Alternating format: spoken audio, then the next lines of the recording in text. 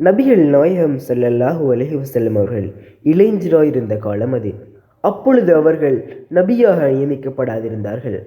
அந்த சமயம் அவர்கள் வியாபாரம் செய்து கொண்டிருந்தார்கள். அப்துல்லா என்றொருவர் அவர்களின் வியாபார கூட்டாளியாக இருந்தார். அவரோடு அவர்கள் அதிகமான வியாபாரங்கள் செய்து கொண்டிருந்தார்கள். ஒரு நாள் ஏதோ ஒரு பொருளை விற்பது வாங்குவது தொடர்பாக அவருடன் சில பேச்சு வார்த்தைகள் நடைபெற்றன. சில கொடுக்கல் வாங்கல் முடிவாகி இருந்தன, சில முடிவாகாதிருந்தன. இந்நிலையில் அப்துல்லா ஏதோ ஒரு வேலையாக வெளியில் போக வேண்டியது ஏற்பட்டது. அவர் செல்லும் போது, தாங்கள் இங்கேயே இருங்கள், நான் திரும்பி வந்து விடுகிறேன், வந்தபின் பேசி முடித்துக் கொள்ளலாம் என்று கூறி சென்றார்.